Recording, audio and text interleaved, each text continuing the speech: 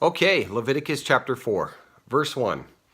Then the Lord spoke to Moses, saying, Speak to the sons of Israel, saying, If a person sins unintentionally in any of the things which the Lord has commanded not to be done, and commits any of them, if the anointed priest sins so as to bring guilt on the people, then let him offer to the Lord a bull without defect as a sin offering for the sin he has committed.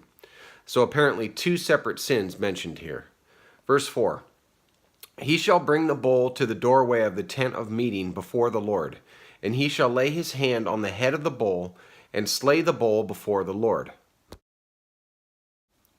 Verse 5. Then the anointed priest is to take some of the blood of the bull, and bring it to the tent of meeting. And the priest shall dip his finger in the blood, and sprinkle some of the blood 7 times before the Lord, in front of the veil of the sanctuary. 7 is a number of perfection or completion. So this was all taking place at the tabernacle, and the one that we went over in detail in the book of Exodus. Verse 7. The priest shall also put some of the blood on the horns of the altar of fragrant incense, which is before the Lord in the tent of meeting. And all the blood of the bull he shall pour out at the base of the altar of burnt offering, which is at the doorway of the tent of meeting. He shall remove from it all the fat of the bull of the sin offering, the fat that covers the entrails, and all the fat which is on the entrails, and the 2 kidneys with the fat that is on them, which is on the loins, and the lobe of the liver, which he shall remove with the kidneys, just as it is removed from the ox of the sacrifice of peace offerings. And the priest is to offer them up in smoke on the altar of burnt offering. But the hide of the bull and all its flesh, with its head and its legs and its entrails and its refuse, that is, all the rest of the bull, he is to bring out to a clean place outside the camp where the ashes are poured out, and burn it on wood with fire. Where the ashes are poured out, it shall be burned. So they were to take this outside of the tabernacle area and outside of the camp of the Israelites, and it indicated the removal of sin. Verse 13. Now if the whole congregation of Israel commits error, and the matter escapes the notice of the assembly, and they commit any of the things which the Lord has commanded not to be done, and they become guilty, when the sin which they have committed becomes known, then the assembly shall offer a bull of the herd for a sin offering, and bring it before the tent of meeting. Then the elders of the congregation shall lay their hands on the head of the bull before the Lord, and the bull shall be slain before the Lord. Then the anointed priest is to bring some of the blood of the bull to the tent of meeting. And the priest shall dip his finger in the blood and sprinkle it 7 times before the Lord, in front of the veil. He shall put some of the blood on the horns of the altar which is before the Lord in the tent of meeting. And all the blood he shall pour out at the base of the altar of burnt offering, which is at the doorway of the tent of meeting. He shall remove all its fat from it, and offer it up in smoke on the altar. He shall also do with the bull, just as he did with the bull of the sin offering. Thus he shall do with it. So the priest shall make atonement for them, and they will be forgiven. Verse 21.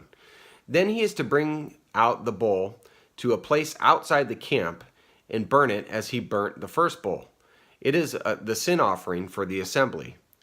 When a leader sins and unintentionally does any one of all the things which the Lord his God has commanded not to be done, and he becomes guilty, if his sin which he has committed is made known to him, he shall bring for his offering a goat, a male without defect. So everyone, even the leaders, are prone to error and mess up being human beings. Verse 24. He shall lay his hand on the head of the male goat and slay it in the place where they slay the burnt offering before the Lord. It is a sin offering. Verse 25. Then the priest is to take some of the blood of the sin offering with his finger and put it on the horns of the altar of the burnt offering, and the rest of its blood he shall pour out at the base of the altar of burnt offering. All its fat he shall offer up in smoke on the altar, as in the case of the fat of the sacrifice of peace offerings. Thus the priest shall make atonement for him in regard to his sin, and he will be forgiven.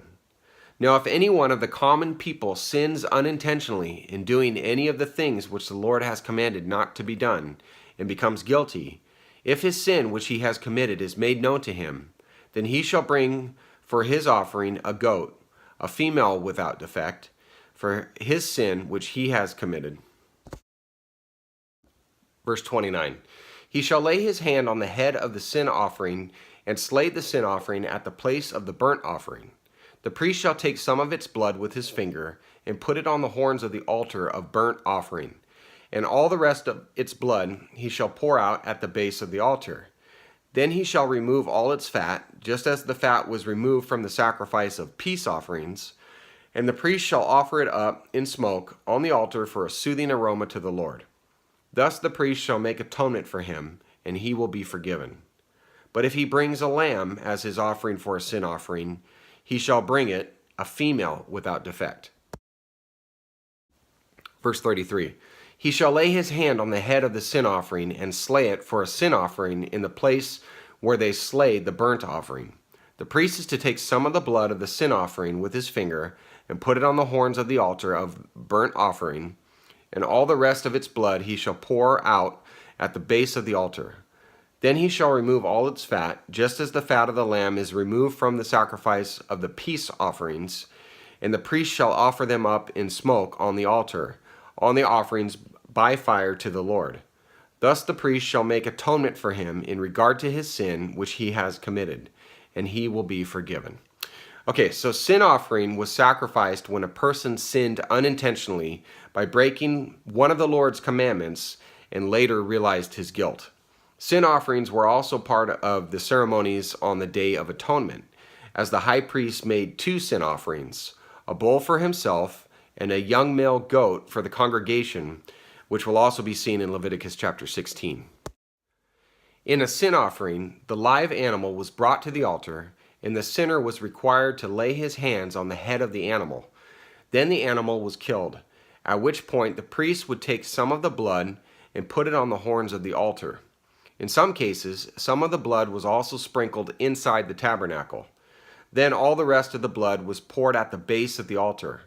The fat of the sin offering was removed and burnt on the altar. In some cases, the body of the animal was burned outside the camp. In other cases, the meat of the sin offering could be eaten by the priests. The sin offering was a picture of the sacrifice of Jesus Christ for the sins of the world. He was a lamb without blemish, whose precious blood was spilled after being publicly slain. Jesus was crucified outside the city of Jerusalem, just as the sin offering was to be burnt outside the camp. Just as the sacrificial lamb makes atonement for unintentional sins, Jesus' blood made atonement for the sins of any person who realizes his guilt before God and asks for that atonement to be applied to him. Indeed, under the law, almost everything is purified with blood, and without the shedding of blood, there is no forgiveness of sins, which we see in Hebrews chapter 9. Every person on the planet has broken the law of God in one way or another, whether we realize it or not. Humanity is sinful, and we are all guilty before God. It must have been painful for sinners under the Mosaic law to slaughter an innocent animal when they knew they were the ones who had done the wrong. In the same way, it is painful for us to admit our guilt and to know that the innocent and holy Son of God took the punishment for our sin. But this salvation God has provided and is the only way. Jesus said, "I am the way, the truth, and the life. No one comes to the Father except through me." And that's in John chapter 14, verse 6. Praise the Lord that sin offerings are no longer required because we have been redeemed with the precious blood of Christ, a lamb without blemish or defect. All right, guys, thank you so much, and we will continue to see how this all parallels with the coming of the Messiah. Thank you so much. God bless you. Have a great day.